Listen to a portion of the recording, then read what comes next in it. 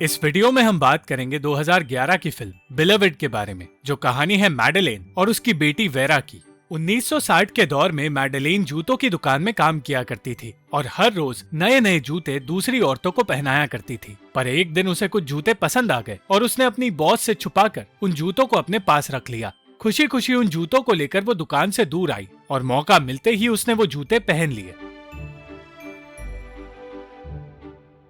अचानक एक आदमी मैडेलेन को बहुत सारे पैसे देने की बात करने लगा। तब मैडेलेन को समझ आया कि वो जूते एक प्रोस्टिट्यूट के लिए थे और इतने सारे पैसे पाने की सोच ने उसे खुश कर दिया। उन्हीं जूतों की वजह से मैडेलेन एक प्रोस्टिट्यूट बनी। उसने अपनी बेटी वेरा से हमेशा यही कहा कि उसी काम की वजह से वो महंगे कपड़े खरीद पाई और अगर वो ये काम नहीं करती तो शायद उसे चोरी करनी पड़ती और आज वो जेल में होती। इसी काम की वजह से 1964 में मैडेलेन की मुलाकात जेरोमिल नाम के एक आदमी से हुई। जेरोमिल को मैडेलेन के बारे में उसके दोस्त ने बताया था, पर जेरोमिल के पास ज्यादा पैसे नहीं थे। मैडेलेन फिर भी उसे अपने साथ ले गई और घर जाते हुए उसकी तबीयत खराब होने लगी। तब उसे पता चला कि जेरोमिल शेकोस्लोवाकिया से आया एक डॉक्टर है। उसी दिन उन दोनों को एक दूसरे से प्यार भी हो गया और कुछ दिनों बाद मैडेलेन ने अपने बॉयफ्रेंड के बारे में अपने दोस्तों को बता दिया। वो उनके सामने जेरोमिल के बारे में बड़ी बड़ी बातें करने लगी और उसी दिन जेरोमिल ने कहा कि वो मैडेलेन से शादी करना चाहता है और उसे अपने देश ले जाना चाहता है। ये सुनकर मैडेलेन परेशान हो गई क्योंकि वो फ्रांस में ही रहना चाहती थी।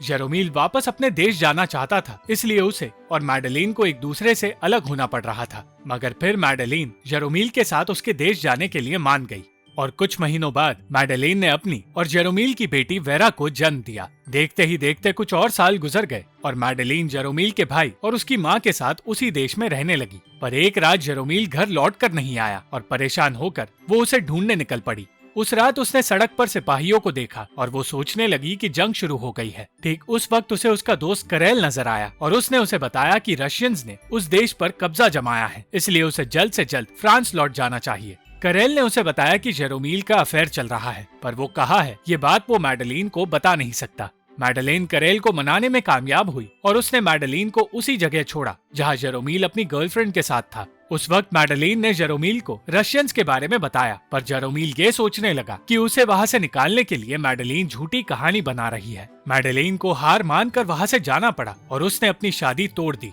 वेरा को लेकर वो वापस फ्रांस लौट आई और उसने फ्रांसुआ नाम के एक पुलिस ऑफिसर से शादी कर ली।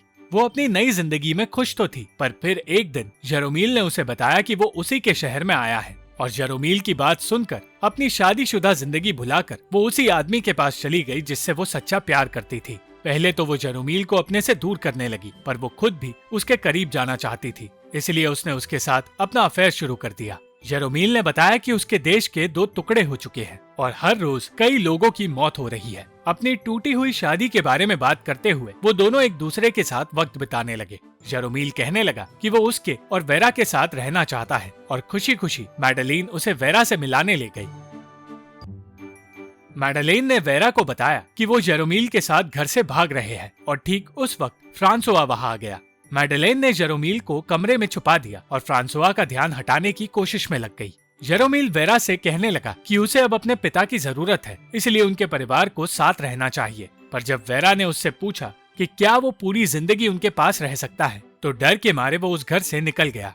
ऐसा होने पर मैडेलेन अब भी खुद को ही कोसने लगी और कहने लगी कि उसे कभी जेरोमिल को छोड़ना नहीं चाहिए था। अपनी माँ की बातें सुनकर वेरा को एहसास हुआ कि वो अपने माता पिता की एक गलती बनकर जी रही है और उसे कभी उनका प्यार नहीं मिला। वो बस प्यार चाहती थी, पर उसके माता पिता दोनों को ही सिर्फ खुद की खुशियाँ नजर आ रही थी।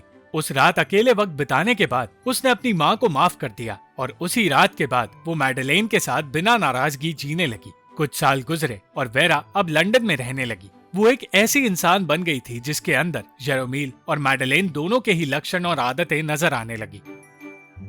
लंदन में वो हेंडरसन नाम के एक आदमी को पसंद करने लगी। वो उससे बात करने की कोशिश करती रही और उसकी कोशिश सफल हुई।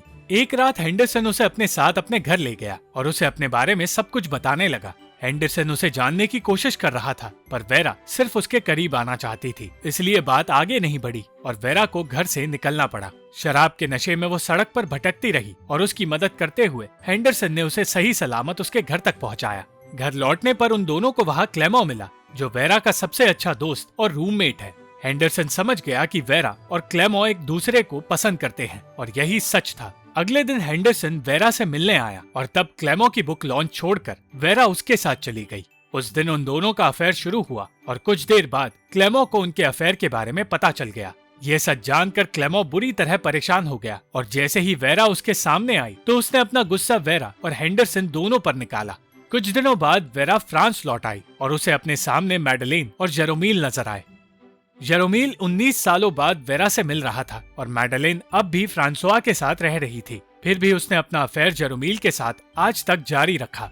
वेरा को फ्रांसुआ के लिए बुरा लग रहा था, पर मैडलीन ने बताया कि वो खुद कई अफेयर्स रख चुका है और रंगे हाथों पकड़ा भी गया है। वेरा ने भी अपनी माँ को हेंडरसन के बारे में बताया और मैडलीन का कहना था कि कुछ भी हो जाए उसे प्यार में नहीं पड़ना चाहिए। वो चाहती थी कि वेरा उसी की तरह बने ताकि उसका दिल कभी ना टूटे। उस रात मैडलीन वापस फ्रांसुआ के पास लौट गई, पर अगली सुबह जब फ्रांसुआ घर में मौजूद था उसी वक्त जेरोमील वहाँ आ पहुँचा। जेरोमील फ्रांसुआ के पास मैडलीन का हाथ मांगने आया था और इसके जवाब में फ्रांसुआ ने उससे कहा कि वो हमेशा से उन दोनों के अफेयर के बारे में जानता था। उसने कहा कि वो कभी अपनी पत्नी को नहीं छोड़ेगा और वो मैडलीन की इज्जत करता है, पर जेरोमील ने कभी उसकी इज्जत नहीं की, इसलिए उसे मैडलीन से दूर रहना चाहिए। वेरा और क्लेमो की दोस्ती टूट गई थी, पर एक दूसरे को अपने सामने देखते ही उन्होंने सारे गिले शिकवे भुला भी दिए।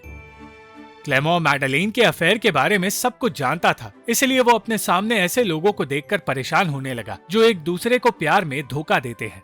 दूसरी ओर लंदन में हेंडरसन अब भी वेरा के बारे में सोच रहा था। वेरा भी उसके बारे में सोच तो रही थी, पर वो अलग अलग लोगों से मिलना बंद भी नहीं कर पाई। वो ऐसी जिंदगी से खुश तो नहीं थी, पर वो अपनी आदतें बदल भी नहीं पा रही थी। वेरा के कपड़े उसकी जिंदगी की तरह बेरंग थे, इसलिए जेरोमील उसे थोड़ा सा बदलकर उसके लिए नई साड़ी खरीदना चाहता था। वेरा के लिए साड़ी खरीदकर वो खुशी खुशी मैडलीन से मिलने के लिए वहाँ से निकला, मगर रास्ते में उसके सर पर पेड़ की डाली गिर गई। चोट लगने के बावजूद वो रुका नहीं और जब वो मैडलीन के सामने पहुंचा तो सड़क पर ही बेहोश हो गया।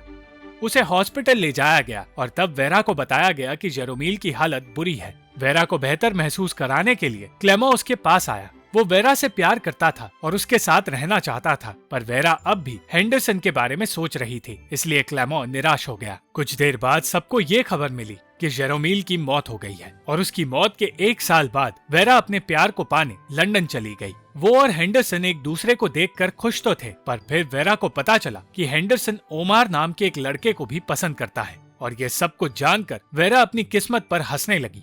उसकी हंसी गायब हो गई जब हेंडरसन ने बताया कि उसे शायद एड्स की बीमारी है।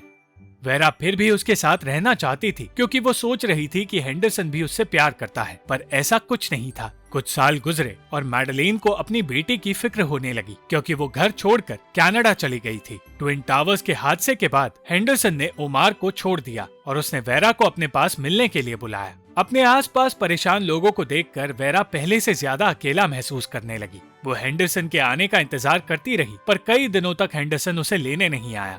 1 हफ्ते तक इंतजार करने के बाद आखिरकार हेंडरसन उसके सामने आया, पर उसके साथ मैथ्यू नाम का लड़का भी वहाँ आया।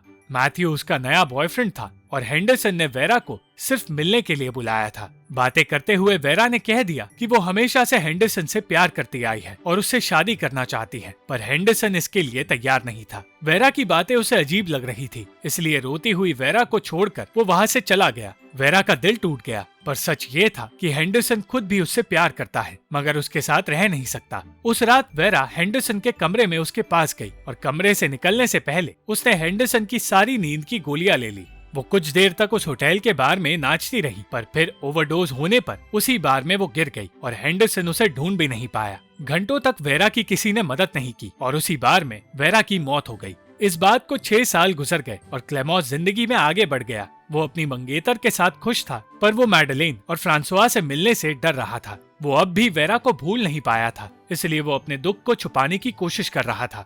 किसी तरह मैडलीन ने उसे मिलने के लिए मना लिया और जब वो उसके घर पहुंचा तो फ्रांसुआ ने उसे बताया कि मैडलीन डिप्रेशन से गुजर रही है। मैडलीन क्लेमो से नाराज थी क्योंकि 6 सालों से वो उससे मिलने नहीं आया, पर उसे मनाकर क्लेमो उसे कमरे से बाहर ले जाने में कामयाब हुआ। एक तरफ जहाँ वो सब मैडलीन का जन्मदिन मना रहे थे, तो वही क्लेमो अब भी वेरा के बारे में सोच रहा था। अंत में क्लेमो मैडलीन के साथ उस जगह पर गया जहाँ मैडलीन की कहानी शुरू हुई थी। वेरा की बातें करते हुए वो दोनों मैडलीन के पहले घर में गए और मैडलीन अपने अतीत को याद करने लगी और क्लेमो की तरह ही मैडलीन अपने सच्चे प्यार को कभी भुला नहीं पाई।